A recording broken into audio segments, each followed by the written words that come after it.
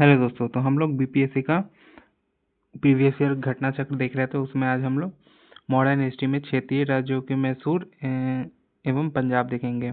तो question number 1 है, टीपू सुल्तान ने अपनी राजधानी बनाई थी। टीपू सुल्तान ने अपनी राजधानी बनाई थी, तो यह श्रीरंगपट्टनम को बनाई थी।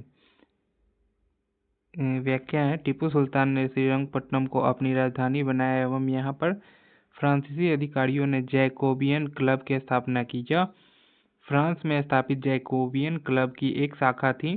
टीपू सुल्तान ने इस क्लब का समर्थन किया और कथित तौर पर इसका सदस्य भी बना। टीपू अपनी राजधानी में फ्रांस के और मैसूर के मैत्री के प्रतीक स्वतंत्रता वृक्ष रोपा। टीपू सुल्तान ने अपने समकालीन विदेशी राज्यों से मैत्री संबंध बनाने तथा अंग्रेजों के विरुद्ध उनकी सहायता प्राप्त करने के लिए अरब, कुस्तुनतुनिया, आधुनिक इस्तांबुल, काबुल और मॉरिशस में अपने दूत मंडल भेजे। नेक्स्ट क्वेश्चन है, वर्ष डैश में टीपू सुल्तान ने अपनी ब्रिटिश ईस्ट इंडिया कंपनी के बीच मैंगलुरु की संधि हस्ताक्षरित की। तो यह 1784 में की। टीपू सुल्तान और ब्रिटिश ईस्ट इंडिया कंपनी के बीच मैंगलुरु की संधि 1784 ईस्वी में। इस संधि के बाद द्वितीय मैसूर युद्ध 1780 से 84 का अंत हो गया। नेक्स्ट क्वेश्चन है, अंग्रेजों ने श्रीरंगपट्टनम की संधि किसके साथ की? तो यह की थी टीपू सुल्तान के साथ। तृतीय आंग्ल मैसूर युद्ध 1790 से 1792 का अवसान श्रीरंगपट्टनम की संधि मार्च 1792 में हुआ। इस संधि में अंग्रेजों की ओर से कॉर्नवालिस था तथा मैसूर के टीपू सुल्तान शामिल थे। इसके अनुसार टीपू सुल्तान अपने देश का लगभग आधा भाग अंग्रेजों तथा उनके साथियों को देना पड़ा। साथ ही युद्ध के हार जाने के रूप में टीपू को 3 करोड़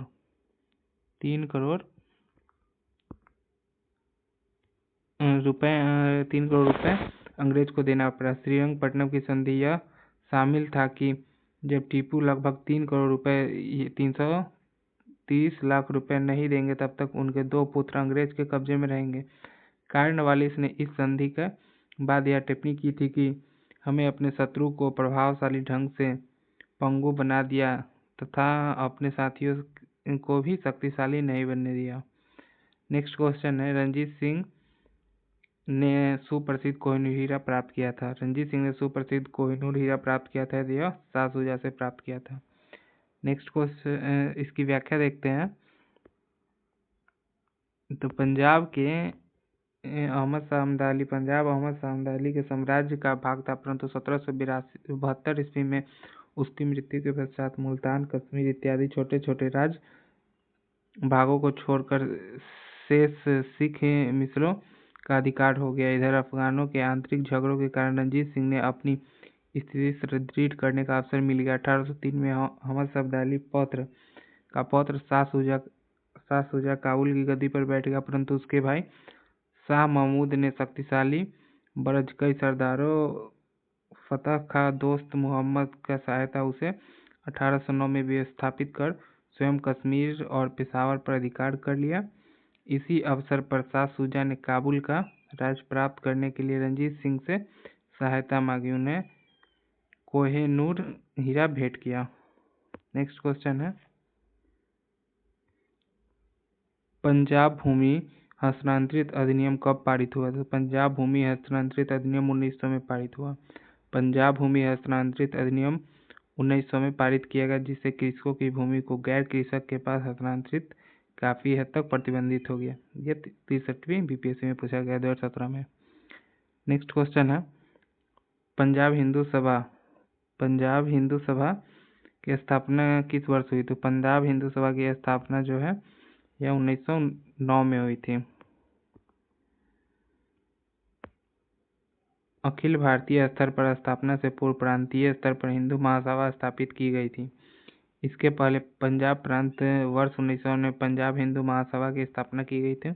हिंदू महासभा की स्थापना अप्रैल 1915 में हरिद्वार के कुंभ मेले में सर्वदेशिक हिंदू सभा के नाम पर की गई थी। 1921 में इस संस्था का नाम बदलकर अखिल भारतीय हिंदू महासभा नाम रखी गई। नेक्स्ट क्वेश्चन है, अब इसमें हम लोग गवर्नर जनरल और वायसराय देखेंगे। तो भारत का प्रथम गवर्नर जनरल कौन था? तो भारत का प्रथम गवर्नर जनरल जो है वॉरेन हेस्टिंग्स था। तो इनमें से कोई नहीं हो जाएगा इसका आंसर। तो व्याख्या है, वॉरेन हेस्टिंग्स 1774 ईस्वी में बंगाल का प्रथम गवर्नर जनरल नियुक्त किया गया। 1834 में लॉर्ड विलियम बेंटिक को भारत का प्रथम गवर्नर जनरल बनाया गया। भारत का प्रथम गवर्नर जनरल बनाया गया। रॉबर्ट क्लाइव बंगाल का प्रथम गवर्नर नियुक्त किया गया था, जो इस पद में 1758 से 60 रहा एवं 1765 से 67 की अवधि तक रहा। नेक्स्ट क्वेश्चन है, भारत ब्रिटिश साम्राज्य के संस्थापक कौन थे? भारत में ब्रिटिश साम्राज्य का संस्थापक कौन था? तो यह थे लॉर्ड क्लाइव। भारत के ब्रिटिश साम्राज्य के संस्थापक लॉर्ड क्लाइव को माना जाता है। 23 जून 1757 को प्लासी की लड़ाई विजेता अंग्रेजी सेना का नेतृत्व कर रहा लॉर्ड क्लाइव था। इसी युद्ध के उपरांत बंगाल ब्रिटिश साम्राज्य की नींव पड़ी। नेक्स्ट क्वेश्चन है, इसमें से किसे भारत में ब्रिटिश साम्राज्य का संस्थापक माना जाता है? तो ब्रिटिश साम्राज्य का संस्थापक लॉर्ड क्लाइव को माना जाता है। द्वैत शासन का जनक किसे माना जाता है? तो द्वैत शासन का जनक माना जाता है सर लियोनिल कार्टिस को। द्वैत शासन का जनक लियोनिल कार्टिस को माना जाता है। व्याख्या देखते हैं, सर लियोनिल कार्टिस को द्वैत शासन का जनक माना जाता है।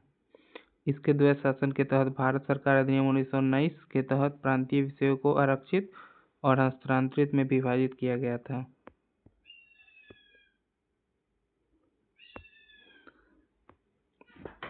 निम्नलिखित में से किसने बंगाल के द्वैत शासन प्रणाली समाप्त किया था? द्वैत शासन प्रणाली किसने समाप्त किया था? वॉरेन हेस्टिंग्स ने समाप्त किया था।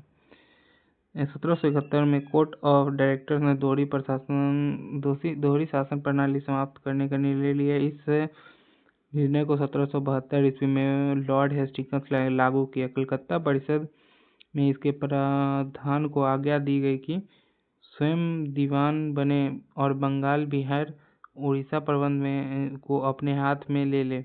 वॉरेन हेस्टिंग दोनों उपदीवान मोहम्मद रजा खां और सिताब राय को पदच्युत कर द्वैत शासन, जिसकी शुरुआत बंगाल में 1765 में मानी जाती है, अंतर्गत कंपनी दीवानी अधिकार को अपने पास रखती थी और निजामत को कार्यों का निष्पादन नवाब के माध्यम से करती थी, लेकिन वास्तविक शक्ति कंपनी के पास होती थी।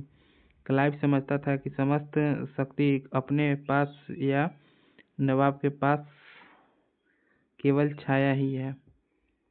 आगे है, चाहे उसने प्रवर समितियों को लिखा था कि यह नाम छाया आवश्यक है तो हमें स्वीकार करना चाहिए।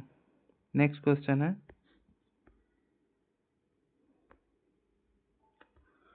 ठगों का उन्मूलन किसके नेतृत्व में हुआ? ठगों का उन्मूलन जो है यह कैप्टन स्लीमैन के नेतृत्व में हुआ। इसकी व्याख्या देखते हैं। ब्रिटिश सरकार का मानना था कि ठगों हिंदू और मुसलमान दोनों को धर्मों के अनुयायी सम्मिलित थे, परंतु वास्तव में ये लोग काली, दुर्गा अथवा भवानी की पूजा करते थे तथा प्रायः यह शिकार को देवी को बलि चढ़ाने के लिए मारते थे। ठगों का यह विश्वास था कि उनका यह धंधा विधि का विधान है तथा उनके शरीर की मृत्यु उनके भाग्य में उसी प्रकार लिखी होती है। जहाँ सती प्रथा के प्रश्न पर तो कुछ मतभेद था, किंतु ठगी के विषय पर समस्त जनता ने सरकार का समर्थन किया। लॉर्ड विलियम बेंटिक ने कैप्टन विलियम हेनरी स्लीमैन को ठगों के विरुद्ध कार्रवाई करने के लिए नियुक्त की। उसने लगभग 1826 से 1835 के मध्य 26 से 35 के मध्य ठगों को बंदी बना लिया। अनेक ठगों को फांसी दे दी गई, शेष को आजीवन निर्वासित कर दिया गया। 1837 के पश्चात संगठित रूप से ठगों का अंत हो गया। भारत में ठगी का उन्मूलन का श्रेय किसे जाता है? तो यह कैप्टन स्लीमैन को जाता है। तो इसके आंसर हो जाएगा ऑप्शन डी।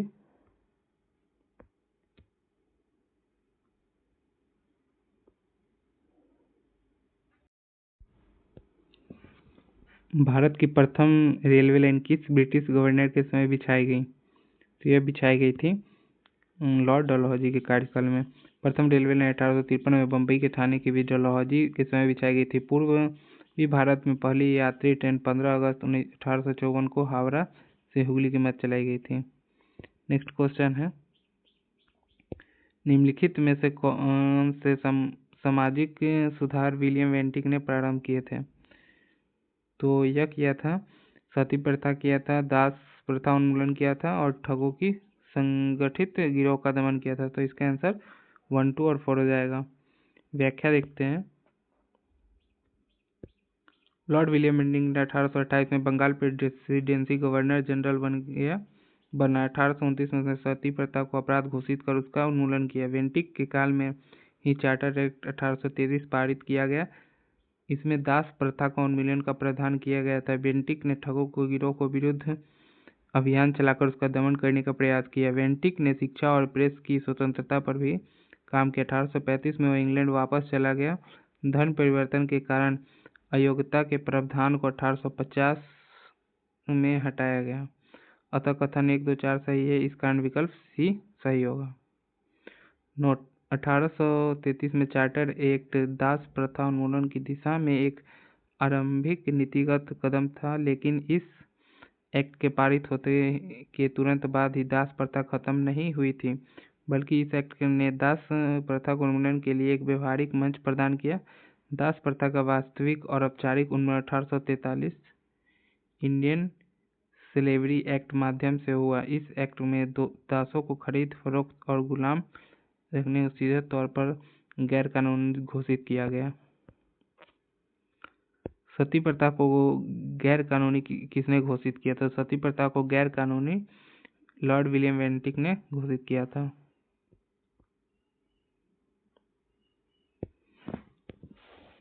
अठारह में भारत का गवर्नर जनरल कौन था? तो 1857 में भारत का गवर्नर जनरल कैनिंग था।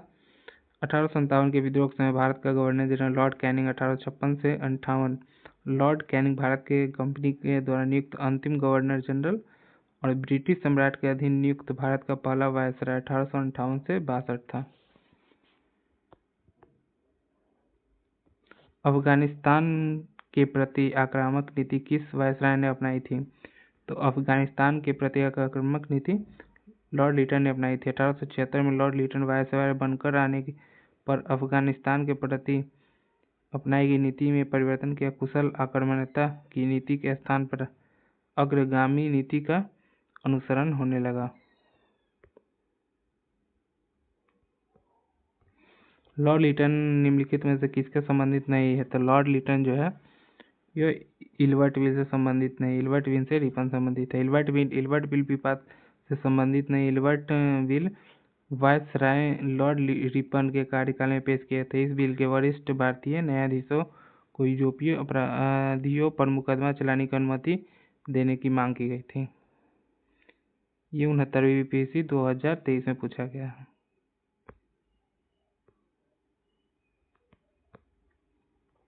किस वायसराय ने भारत में औपचारिक आर्थिक संरचना को विकेंद्रीकरण किया? तो यह किया मेयो ने। Lord Mayo viceroy Lord Mayo के शासनकाल 1869 से 72 में अपनी शैक्षणिक, आर्थिक और प्रशासनिक सुधारों के लिए जाना जाता है। मेयो द्वारा 14 सितंबर 1877 को संकल्प जारी किया गया कि इस रेजुलेशन के सर्वप्रथम औपनिवेशिक आर्थिक संरचना विकेंद्रीकरण में बात की गई। आर्थिक और प्रांतीय वित्त के विभाजन की दिशा में पहला कदम उठाया गया। आर्थिक और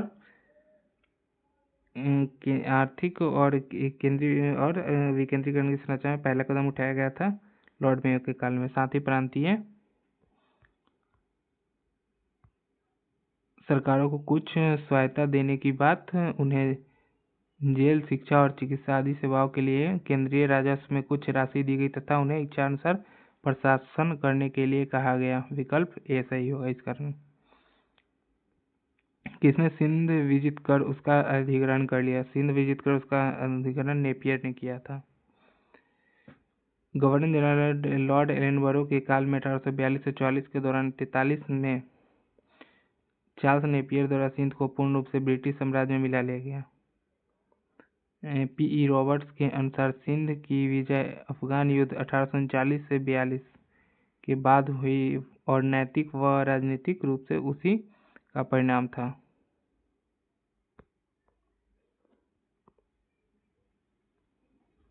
भारतीय इतिहास औपनिवेशिक काल के संदर्भ में सूची 1 व्यक्ति और सूची 2 विषय को सम्मिलित कीजिए। इसको हम लोग व्याख्या में देख लेते हैं। मैकडोनाल्ड जो कॉमनवेल्थ अवार्ड नीतिको अगस्त प्रस्ताव से संबंधित था। डलहौजी डॉक्ट्रिन ऑफ लैब से संबंधित था। चेम्सफोर्ड द्वैत शासन से संबंधित था। नेक्स्ट क्वेश्चन है, निम्नलिखित में से किस राज्य को लॉर्ड डलहौजी ने हेरप नीति के तहत शामिल नहीं किया था? तो जयपुर को नहीं किया गया था।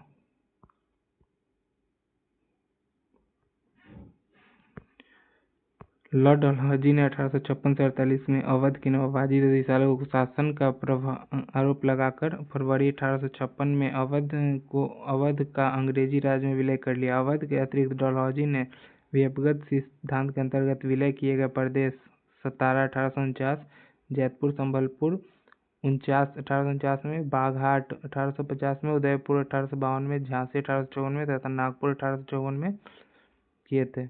जयपुर इसमें शामिल नहीं था तथा डलहौजी ने व्यपगत सिद्धांत के तहत सतारा का अधिग्रहण की प्रक्रिया 1948 में प्रारंभ हुई, जबकि 1 मई 1849 को सतारा अधिग्रहण प्रक्रिया संपन्न हुई।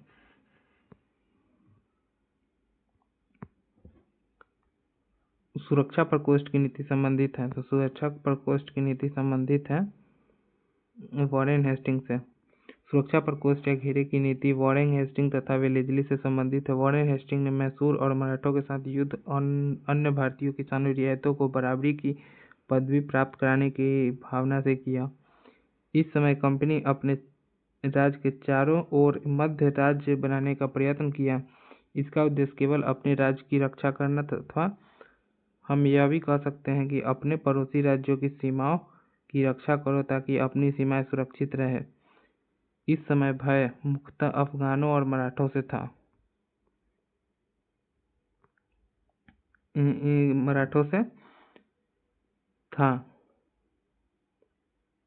वॉरेन हेस्टिंग ने मैसूर मराठों के युद्ध और रियासतों की बराबरी की पदवी प्राप्त करने की भावना से किया। इस समय कंपनी ने अपने राज्य के चारों ओर मध्य बनाने का प्रयत्न किया। मध्य राज्य में बफर स्टेट बनाने का प्रयत्न किया। इस उद्देश्य से केवल अपने राज्य की रक्षा करना अथवा यह हम भी कह सकते हैं कि अपने पड़ोसी राज्य की सीमा ताकि अपनी सीमा को सुरक्षित रहे। उस समय भय मुक्त अफगानों मराठों से था, इसलिए कंपनी ने अवध की रक्षा व्यवस्था कार्य को इस शर्त पर संभाला कि अवध का नवाब उस व्यय को बोझ को उठाए और इस प्रकार अवध की रक्षा बंगाल की रक्षा थी। वेलेस्ली ने अपने कंपनी भारतीय रियासतों के साथ संबंधों में परिवर्तन आया। वेलेस्ली का उद्देश्य भारतीय रियासतों को अपनी रक्षार्थ कंपनी पर निर्भर करने के बाध्य करना था। उसने भारतीय रियासतों को अपनी राजनीतिक शक्ति और सैनिक रक्षा में घेरे में लाने का प्रयत्न किया।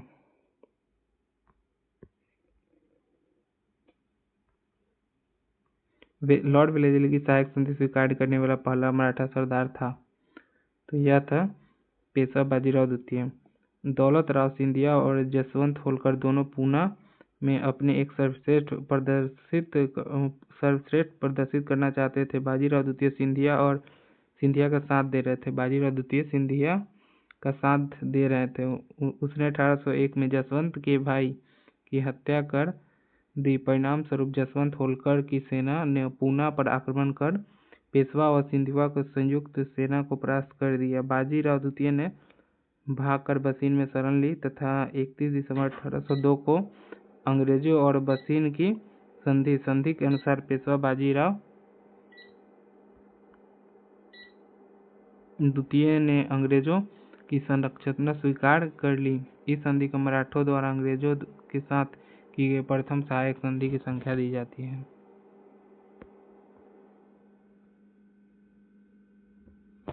लॉर्ड मेयो ने 1870 के संकल्प में निम्नलिखित कथनों में से कौन सा कथन सही है?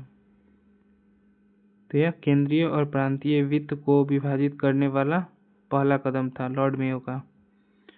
प्रांतीय सरकारों को कुछ सेवाओं प्रशस्ति करने का अधिकार दिया गया। इसने मौजूदा असमानता सुधारने का प्रयास किया। इसने प्रांतों में वास्तविक आवश्यकताओं को ध्यान केंद्रित किया। तो यह चारों सही है, तो इसका आंसर 1 2 3 4 हो जाएगा।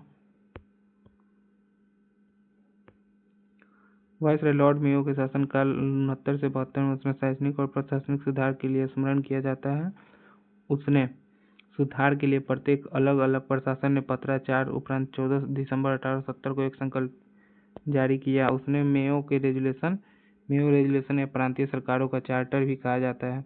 इसने केंद्रीय और प्रांतीय वित्त को विभाजित करने की दिशा में पहला कदम उठाया। साथ ही प्रांतीय सरकारों ने कुछ स्वायत्तता देते हुए उन्हें जेल, शिक्षा और चिकित्सा आदि सेवाओं के लिए केंद्रीय राजस्व की कुछ राशियां दी गई। साथ ही उन्हें इच्छानुसार प्रशासन करने के लिए कहा गया। साथ ही इस प्रकार मेयो ने प्रांतीय स्वायत्तता को बढ़ावा देकर प्रांतों में वास्तविक आवश्यकताओं पर ध्यान केंद्रित किया। 1871 में मेयो वित्तीय विकेंद्रीकरण पर ध्यान दिया। साम्राज्य में उन वित्तीय समस्याओं को संतुलित करने का प्रयास किया जो लगातार घाटे की स्थिति में थे।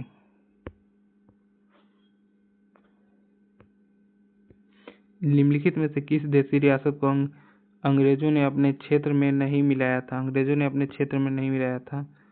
तो यह नहीं मिलाया था ग्वालियर को।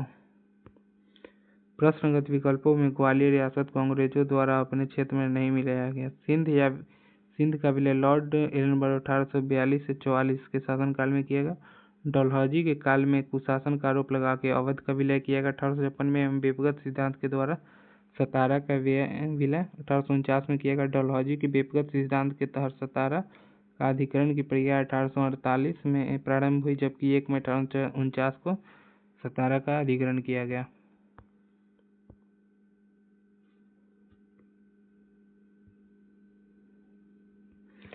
दिल्ली में उसके राजकीय प्रवेश के अवसर पर किस वायसराय ने एक बम फेंका गया?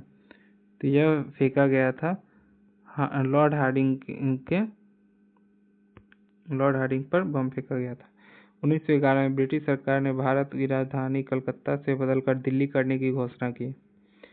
23 दिसंबर 1912 को दिल्ली में वायसराय लॉर्ड हार्डिंग द्वितीय के मध्य प्रवेश जुलूस निकाला जा रहा था। इसी राजकीय प्रवेश के अवसर पर दिल्ली के चांदनी चौक क्षेत्र में वायसराय ने हाथी हौदे पर क्रांतिकारियों द्वारा बम फेंका गया। इस हमले में लॉर्ड हार्डिंग द्वितीय गंभीर रूप से घायल हो गया और महावत मारा गया।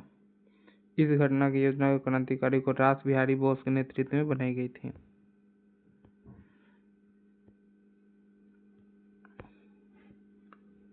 भारत के वायसराय के रूप में किसके कार्यकाल के महान शहीद भगत सिंह सुखदेव राजगुरु को फांसी दी गई थी?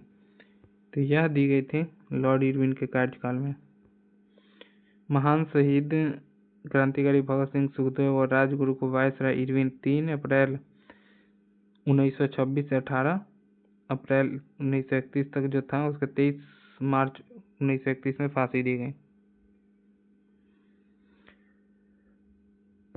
नेक्स्ट क्वेश्चन है, इंपीरियल कैडेट कॉर्प्स की स्थापना की गई थी। इंपीरियल कैडेट कॉर्प्स की स्थापना की गई थी तो लॉर्ड कर्जन कार्यकाल में। लॉर्ड कर्जन 1901 में इंपीरियल कैडेट कॉर्प्स की स्थापना की। इसका उद्देश्य केंद्रीय देशीय नक्शों के राजकुमारों और संतों के पुत्रों के लिए सैनिक शिक्षा का प्रबंध करना था।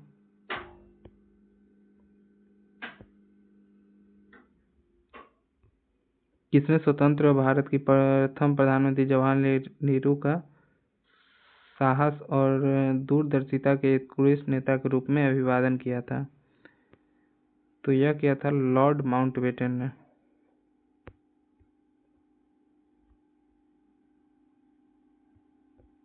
लॉर्ड माउंटबेटन ने स्वतंत्र भारत के प्रथम प्रधानमंत्री जवाहरलाल नेहरू का साहस और दूरदर्शिता के एक उत्कृष्ट नेता के रूप में अभिवादन किया था।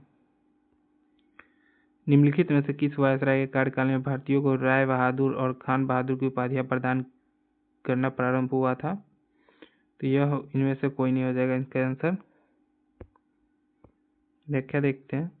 1857 के विद्रोह के समय अंग्रेजों की सहायता के लिए देशी शासकों जमींदारों को अपनी विश्वास पात्र बनाया। उन्हें उपाधियां, खिल्लत, भूमि, अनुदान और ऋण माफी आदि सुविधाएं प्रदान की जाने लगी। इसमें हिंदुओं को दी जाने वाली मुख्य उपाधि राय बहादुर और मुस्लिमों और पारसियों को दी जाने वाली समकक्ष उपाधि खान बहादुर की थी। 1859 से 1860 में इन उपाधियों को दिए जाने का साक्ष्य मिलता है। नेक्स्ट क्वेश्चन है, प्रथम भारतीय जिन्होंने स्वाधीन भारत के गवर्नर जनरल का पदभार ग्रहण किया, तो यह थे सी राजगोपालचारी। सी राजगोपालचारी 1948 से 50 तक स्वतंत्र भारत के प्रथम भारतीय और अंतिम गवर्नर जनरल है। इस पद को 26 जनवरी 1950 तक रहे। वह 1952 से 54 तक मद्रास के मुख्यमंत्री रहे। कांग्रेस के विभिन्न मुद्दों पर मतभेद होने के कारण उन्होंने कांग्रेस से इस्तीफा दे दिया। 1859 में अपने सहयोगियों के साथ स्वतंत्र पार्टी की स्थापना की।